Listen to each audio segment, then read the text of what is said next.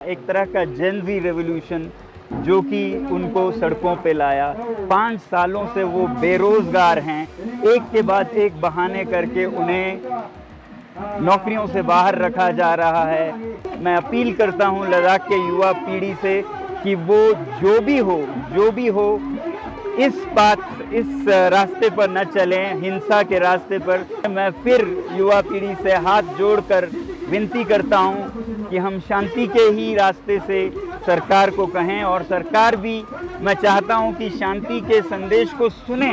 दोस्तों, आज हमारे अनशन के 15वें दिन ये बताते हुए बहुत दुख हो रहा है कि आज लेह शहर में कुछ बड़े पैमाने पर हिंसा और तोड़-फोड़ होने लगी।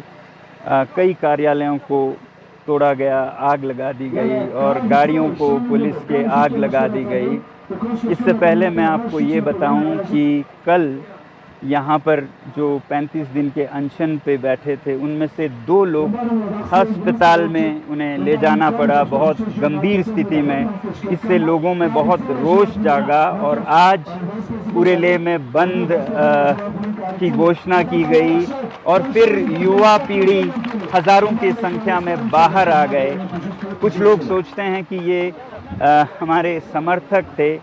मैं कहूँगा हमारे समर्थक से ज़्यादा, हालांकि समर्थक पूरा लद्दाख है इस मुद्दे पर, लद्दाख के, मगर ये युवा पीढ़ी का बड़ास था, एक तरह का जेनजी रेवोल्यूशन जो कि उनको सड़कों पे लाया।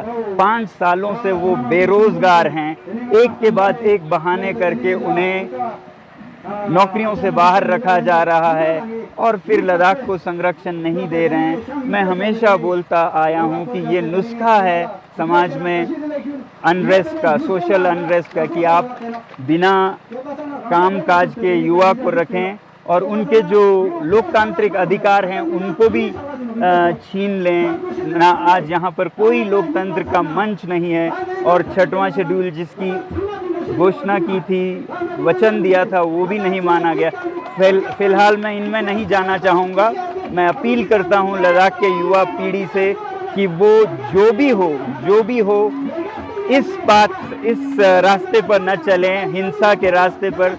ये मेरे 5 साल के कोशिशों को नाकाम कर देता है। अगर हम इतने सालों से अनशन कर रहे हैं, शांति से पदयात्रा कर रहे हैं और फिर अंत में अगर हिंसा कर बैठे, तो ये हमारा रास्ता नहीं है। इसलिए मैं फिर युवा पीढ़ी से हाथ जोड़कर विनती करता हूँ कि हम शांति के ही रास्ते से सरकार को कहें, और सरकार भी मैं चाहता हूँ कि शांति के संदेश को सुने।